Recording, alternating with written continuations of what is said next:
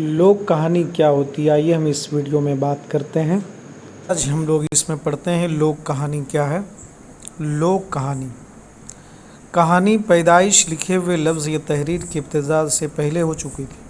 कहानी की पैदाइश लिखे हुए लफ्ज़ या तहरीर की इब्तिदा से पहले हो चुकी थी। हज़ारों कहानियाँ ऐसी हैं जो कभी लिखी ही नहीं गई, बस एक नस्ल से दूसरी नस्ल के हाफिज़े में मुंतकिल होती रही।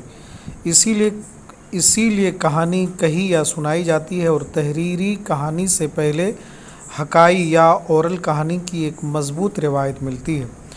लोक कहानियाँ अवामी ज़िंदगी की उमंगों, ख्वाबों और किसी कौम या कबीले या इलाके के इज्तिमाई आदर्शों की तर्जमान होती है। कोई भी तहज़ीब जितनी पुरानी होगी, उसकी लोक कहानियों का ज़ख़ीरा भी उतना ही पुराना और बेशकीमत होगा। हमारे मुल्क में बहुत सी ज़बानें बोली जाती है। हर ज़बान में अवाम, अदब या लोक कहानी और लोक गीत का अपना सरमाया मौजूद है। लोक कहानी या लोक गीत से किसी ज़बान के बोलने वालों के मिजाज, उन लोगों की मुआशरती ज़िंदगी, उनकी कदरों, उनके ख्वाबों, उनके मेयार हुस्न या उनकी जमालियात का अंदाज़ा लगाया जा सकता है। लोक कहानियाँ किसी कौम या इलाके की अवामी ज़िंदगी में इसी तरह फितरी अंदाज से रूनुमा होती हैं जैसे किसी दरख्त की टहनी पर कोपलें फूटती हैं या ज़मीन से खुदरू पौधे उगते हैं। जो सादगी अवामी ज़िंदगी में होती है, वही सादगी अवामी गीतों और अवामी लोक कहानियों में होती है। दुनिया के तमाम मजहबी सहीफ़ों में, पुरानी किताबों में कहानियाँ भरी पड़ी हैं।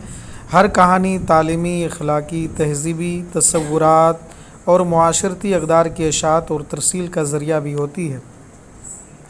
हर लोक कहानी किसी न किसी बसीरत का इज़हार होती है और उसकी मदद से हम पर ज़िंदगी की किसी न किसी सच्चाई का इंकशाफ होता है। कहानियों का ये इंतखाब भी ऐसी ही बसीरतों का गुलदस्ता है। तो उम्मीद करता हूँ कि आप लोग लोक कहानी क्या है इस चीज़ को समझ गए होंगे हमारी इस तहरीर से।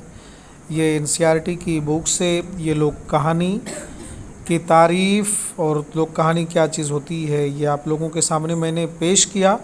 दोस्तों, अगर आपको हमारा ये चैनल पसंद आता है तो आप हमारे चैनल को सब्सक्राइब कीजिए और अपने दोस्तों तक इस वीडियो को शेयर कीजिए। आइए मिलते हैं हम दूसरे वीडियो के